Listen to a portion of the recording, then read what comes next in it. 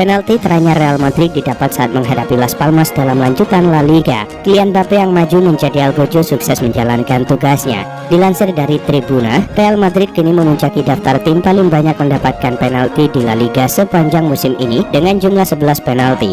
Pesaing terdekatnya adalah Barcelona dengan 6 penalti. Dari 11 penalti Real Madrid, Mbappe ambil bagian paling banyak dengan 6 kali menjadi Algojo. Kini, Florentino Perez telah resmi terpilih kembali sebagai Presiden Real Madrid. Ia akan memegang jabatan bergengsi tersebut hingga tahun 2029. Apa yang telah dicapai Real Madrid di bawah Florentino Perez memang luar biasa. Oleh karena itu, tak heran jika ia memenangkan pemilihan tanpa lawan sebanyak 5 kali berturut-turut. Juru taktik asal Italia itu memiliki kontrak dengan Los Blancos hingga 2026. Akan tetapi ia telah memutuskan untuk pindah musim panas ini terlepas dari bagaimana musim ini berakhir. Berdasarkan hal itu, Onda Cero melaporkan bahwa legenda Real Madrid Xabi Alonso adalah favorit untuk menggantikan Ancelotti di ruang ganti pada musim panas mendatang. Sama seperti Ancelotti, Alonso juga memiliki kontrak dengan klubnya saat ini hingga musim panas 2026. Jika Blaugrana ingin mendatangkan Marcus Rashford dengan status pinjaman, mereka harus segera melepas Eric Garcia. Sport melaporkan bahwa Real Sociedad tertarik pada Garcia. Sementara itu sang pemain sejatinya sangat ingin bertahan di Barcelona. Akan tetapi tampaknya ada perubahan dalam pendiriannya akhir-akhir ini, sebab ia kesulitan mendapatkan jam terbang dan hanya bermain 16 kali musim ini.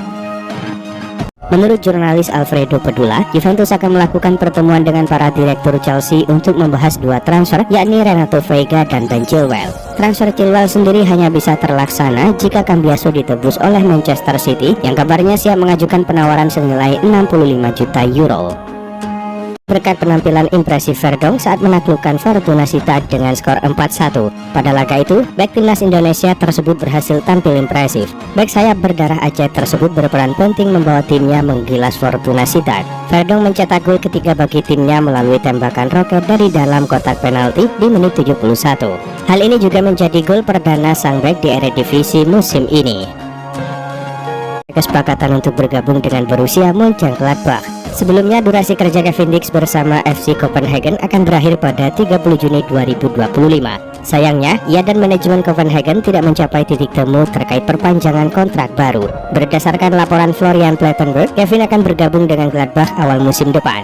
Namun belum diketahui secara pasti durasi kerja Kevin bersama klub Liga Jerman tersebut.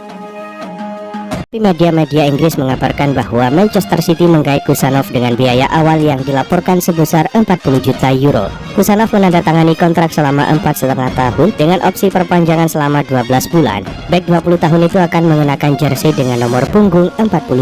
Kedatangan Kusanov memberikan tambahan kekuatan bagi pelatih Pep Guardiola dalam menghadapi paruh kedua musim ini.